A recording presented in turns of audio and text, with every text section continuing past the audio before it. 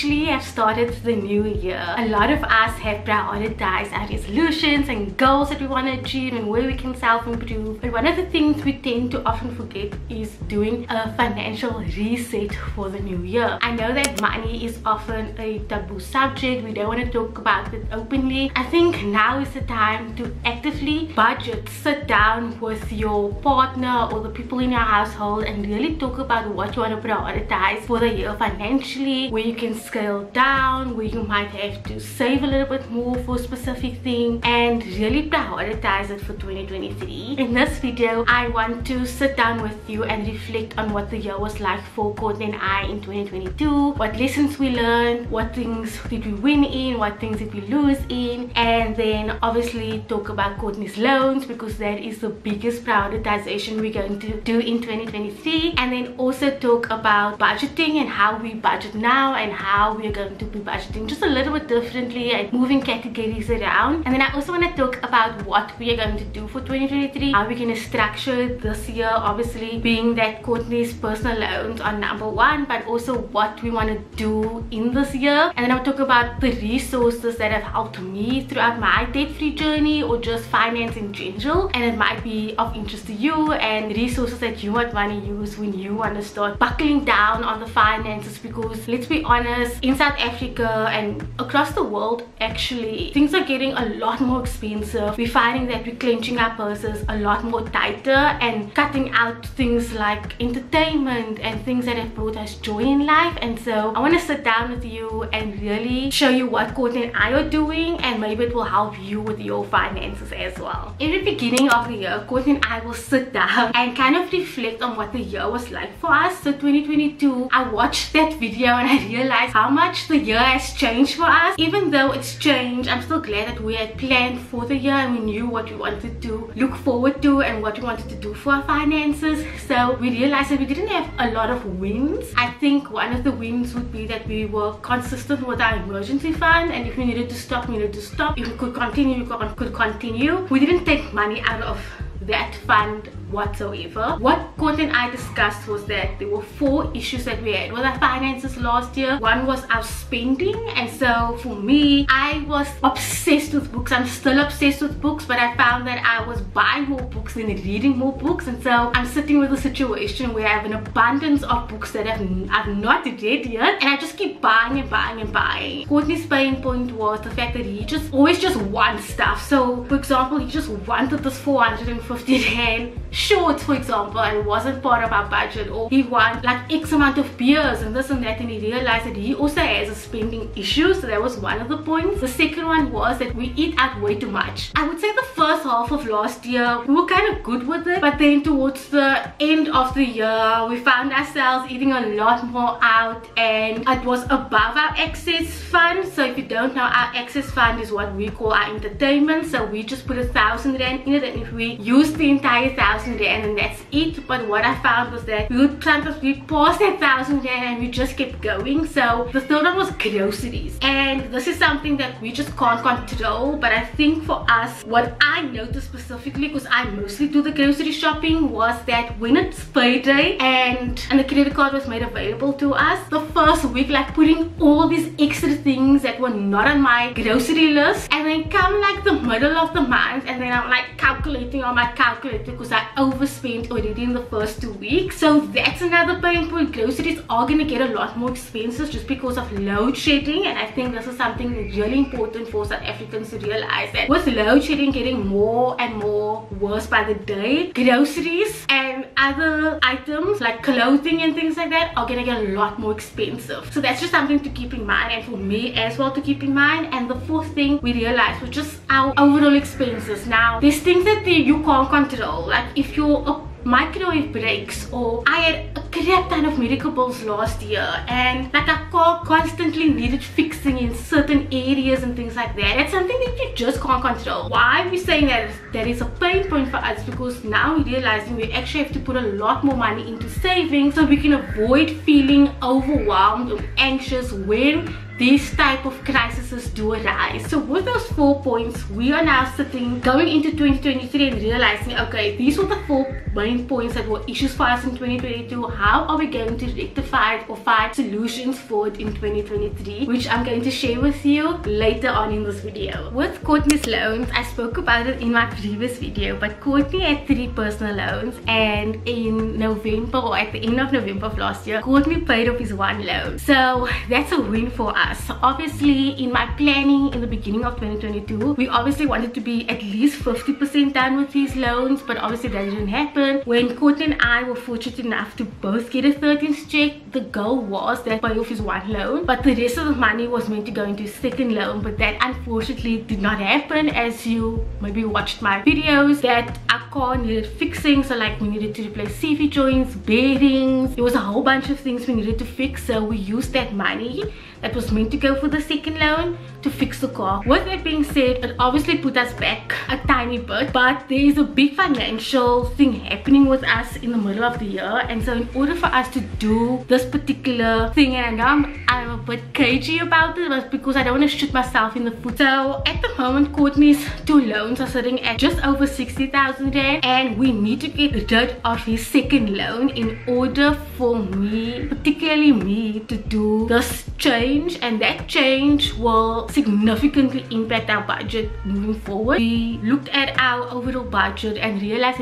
that we could cut in various areas in order for us to make up a big chunk extra to put to his 2nd loan, and we should be done in the next 5 months. We're gonna have to make a lot of sacrifices in order for us to do this. Our goal this year is to be debt free as a household as a whole. I spoke about how we budget in a number of our videos, but I don't mind speaking about it again because they have changed just a little bit. How we budget is we use an Excel spreadsheet. In the beginning, I did use a tracker which was 24/7, but the problem with that tracker was that I could not attach Courtney's account to that thing, so it was only looking at my credit card, check card, and the various other cards and savings accounts that I had. It was not balancing in the way it should, so I decided not to use a tracker, but by all means you are most welcome to use one. I don't know about other trackers there are in South Africa specifically. You're most welcome to do some research into that. I use an Excel spreadsheet to do my budgeting. I just feel more comfortable doing it in that way. You can also write it on a piece of paper if that's gonna work out for you as well. Now I have a link below of an Excel spreadsheet template that I have. So what we do is that we put all our incomes in there, then we have our recurring expenses. Recurring expenses consist of rent, groceries, fuel, water, electricity, fiber, car insurance, toiletry, and then Courtney has hair, so there's hair there, and then our website domain is also part of recurring expenses. Then we have debt, and debt is Mr. Price, and then the 2 personal loans of Courtney's. We have our policies, so I have my policies and Courtney has his policies. Savings, we have our emergency fund, we have an access fund which is essentially just our entertainment, and then we have savings for those niggly bits like the car needs to go for the service, or I have to go to my neurologist, or I microwave broke. I then have a category for subscriptions and fees, and then I have a section for extras, and those extras are depending what comes up in the month. So for example, for this month I have to get a laptop riser and a keyboard because of my posture, and then I kind of see what the total is left, and then with that total we will then say, okay, we can get an allowance this month, or okay, we can actually put a lot more extra into savings, or yo, we can put a lot more into the loans, etc. There are a lot of resources that I want to share with you because I think it's important to be financially literate. You don't have to be an expert either, by all means. I'm not an expert myself. It's just things that will help you with your debt-free journey, or you just want to save more and you wanting to see what the various options are. So for me, I love books. I've been reading quite a bit of financial books, and the 2 books that I would highly recommend is Manage Your Money Like an Even Grown Up. It is basically a financial book for dummies. It's essentially a finance textbook, and so it is awesome awesome. It's got graphs, it's in plain language that a normal person will understand, and I recommend this book to every single person. The other book I recommend is The Psychology of Money. I read it recently and it's honestly such a good book. It is about our behavior with money and our habits when it comes to money, and it talks about greed and wealth, and again it's in plain language, something I can understand. It does have a theme of investing, and it's got a lot of good examples of real people, and I think it's awesome. It's just the way our brain works when it comes to money, and how in one era this is how it was, like how money was, and how it is now in this era, you know, how different money is now. And so I think it's a phenomenal book to get yourself. There are other books I've read, which like is What You Move by Nicolette. She's got a YouTube channel which is called Financial Bunny, so I've learned such a lot from her financial channel as well on YouTube. I felt like that book was a bit too textbook heavy, but it's still another one to read. Rich Dad Poor Dad is another one, a great one. I just feel like it's got a fun American flavor, so I would lean more towards a South African flavor if you reside in South Africa. And there's another book I've read which is You're Not Rich, You Pre-Rich, so that's also another book that I would recommend. There are other finance books that I have not read yet, so once I do, I will definitely recommend them in future budget videos. The other things that I would say, if you don't like textbooks, you can listen to podcasts. There's two podcasts that I essentially like. It is, the one is the Fat Wallet Show. Unfortunately, they are, I think one of the hosts no longer works there, and so they stopped the podcast, but all the episodes are still there and they're still of so much value. I still listen to a few of them when I just need some motivation or I'm confused about a specific topic. And then another one is Take Charge of Your Money, and I was actually on that podcast, so you can listen to my episode. From what I heard,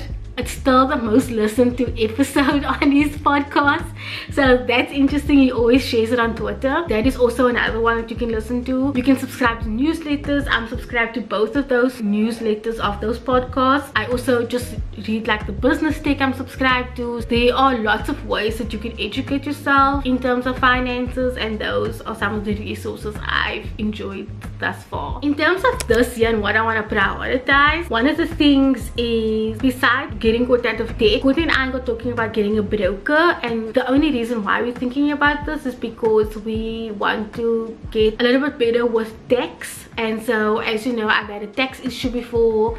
I now outsource now in this previous financial season, and I didn't understand why I needed to pay so much, and honestly I just paid them without even going into much detail. But I realized that I just don't want to learn and so Courtney was like, why don't we get a broker? So it's definitely something that we are leaning towards to this year, if not this year, next year. Other thing that we have to, Courtney and I as a household need to think about is the fact that number one, groceries are gonna just go up. Number two, electricity is gonna go up. NASA just, you know, approved this 18%, and then I think next year in 2024 there is a 12% increase. So that's something that we need to brace for, because when electricity goes up, everything else goes up. So it's like this domino effect, and so that's something that we have to look in our budget and be like, oh crap, we need to have wiggle room for this, that and the other. All our policies go up on the 1st of July as well, so that's something that we need to think about. I think one of my policies is going up by 20%, which is a steep increase. Other thing is we have to add a family member onto our funeral policy. So there's a lot of things that we're gonna have to do, but I think once we get over the hurdle of Courtney being debt free, we will obviously have a lot more money at our disposal to be doing all of these things. Things are gonna get a lot